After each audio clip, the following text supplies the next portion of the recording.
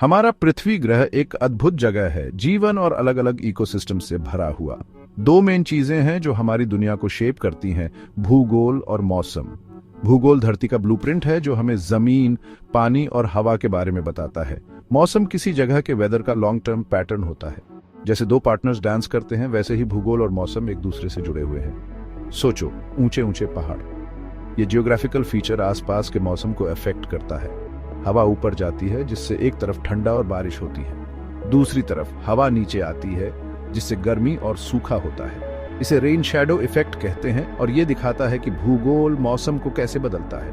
भूगोल और मौसम का रिश्ता सिर्फ पहाड़ों तक सीमित नहीं है। बड़े बड़े समुद्रों से लेकर नदियों तक जियोग्राफिकल फीचर्स मौसम बनाने में इंपॉर्टेंट रोल निभाते हैं। इस रिश्ते को समझना जरूरी है ताकि हम धरती के अलग अलग लैंडस्केप्स और इकोसिस्टम्स को समझ सकें। आगे हम भूगोल और मौसम की दुनिया में और डीपली जाएंगे और देखेंगे कि ये कैसे इंटरैक्ट करते हैं। भूगोल सिर्फ देशों और राजधानियों के नाम याद रखना नहीं है, ये हमारे ग्रह के फिजिकल फीचर्स और उनके इंटरैक्शन को समझने के बारे में है। इसे ऐसे समझो जैसे हम धरती का चेहरा, उसके फीचर्स और वो कैसे बने, ये PIH रहे हैं। भूगोल में बहुत कुछ आता है, लेकिन हम इसे 4 मेन पार्ट्स में डिवाइड कर सकते हैं: जमीन, पानी, एटमॉस्फेयर और वेदर। पहले जमीन, इसमें कॉन्टिनेंट्स, आइलैंड्स, पहाड़, वैलीज और प्लेन्स आते हैं जो धरती की सॉलिड सरफेस बनाते हैं। इन लैंडफॉर्म्स का शेप और डिस्ट्रीब्यूशन मौसम पर बहुत असर डालता है, हवा, टेम्परेचर और बारिश को अफेक्ट करता है।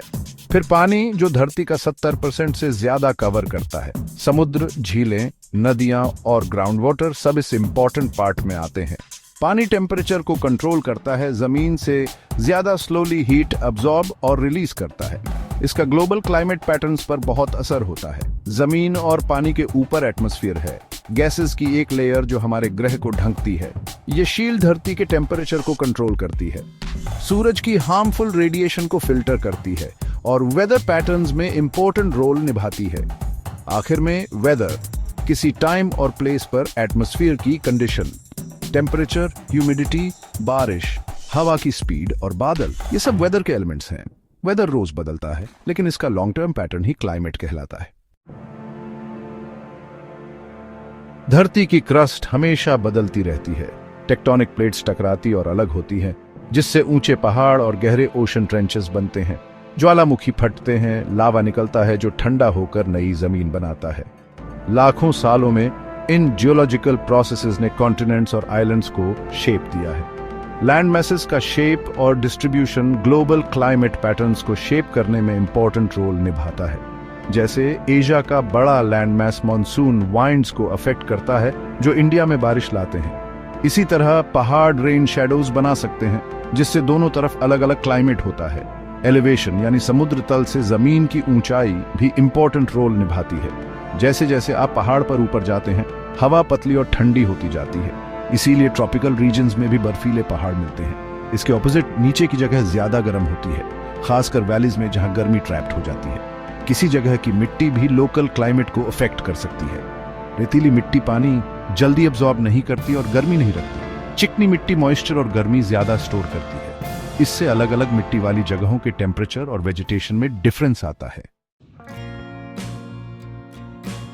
पानी धरती पर जीवन के लिए जरूरी है।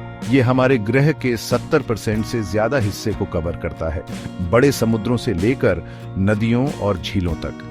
पानी धरती के क्लाइमेट को कंट्रोल करने में इंपॉर्टेंट रोल निभाता है, एक जायंट हीट सिंक की तरह जो जमीन से ज्यादा स्लोली हीट एब्सॉर्ब और रिलीज करता है। खास तौर पर ओशंस का ग्लोबल टेम्परेचर्स पर बहुत असर होता है। ये बहुत सारा सोलर रेडिएशन एब्सॉर्ब करते हैं, जिससे टेम्परेचर फ्लक्चुएशंस कम होते हैं।